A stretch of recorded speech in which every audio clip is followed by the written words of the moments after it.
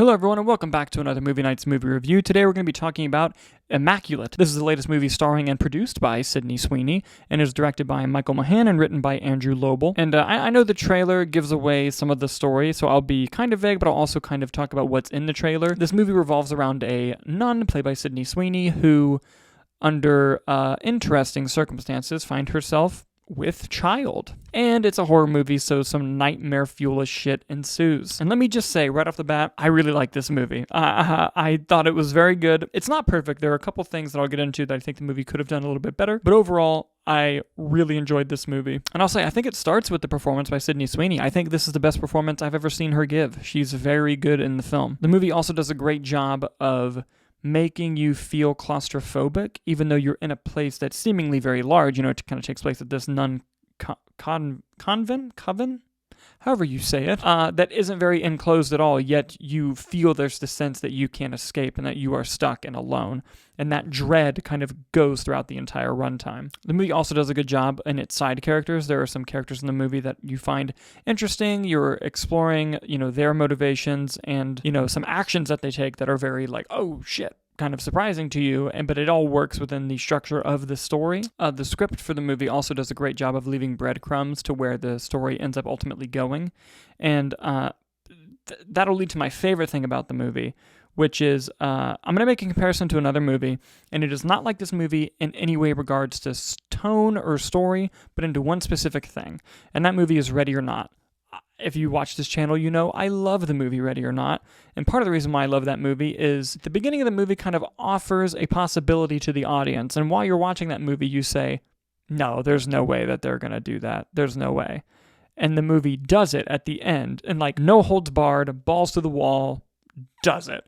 And you're just at the end of the movie like, oh my God, I can't believe they actually fucking did it. Immaculate also has an aspect to its story that's like that. It's very much implying what's going on and what you think the overall motives of the people around Sweeney are. And you're like, but if they do that, then that means that they'll have to... No, they're not going to do that. And they do. They fucking do it. And it's crazy. The last shot of this movie is a oneer, and it's so well acted, so well directed. And I saw in an interview that it was the first take, and that's fucking crazy. That is crazy. And speaking of just like behind the scenes on the film, Sweeney actually auditioned for this movie back in 2014, and the financing fell apart. And then as her career got better and she worked with this director a separate time, she bought the rights, became a producer, and then produced the film and sold it to Neon, which is crazy. It's so awesome that Sweeney did that. And, it just goes to show that she must have really liked the script when she read it, 10 years ago. And, she probably thought like, man, this is a good use of my talent as an actress. Like, I think I could really show off something here. And she does. She's great in the movie. 2014 was 10 years ago.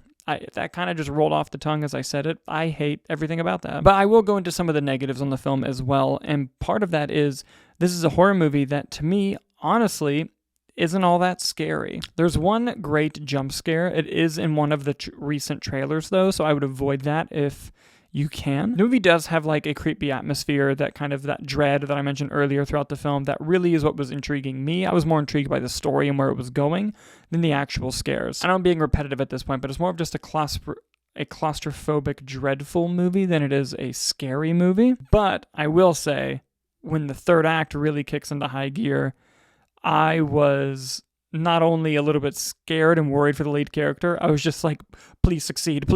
Like, I want you to get out of there so bad. And you'll see as you watch the movie, but it's wild. It's pretty wild. So overall, I really was a fan of Immaculate. It's not a perfect movie. It's not as scary as I'd like it to be. And there are some, aspects of the film that feel a little bit dull, particularly the cinematography, but it has a very intriguing story. It has characters with motivations that you're interested in following. It's very dreadful and claustrophobic. And it has a wild third act that delivers on a promise you didn't think they would deliver on. The setup was quite weak. It's usually you have a great setup and the payoff sucks. This movie, the setup was kind of weak, but the payoff was so good. It was crazy.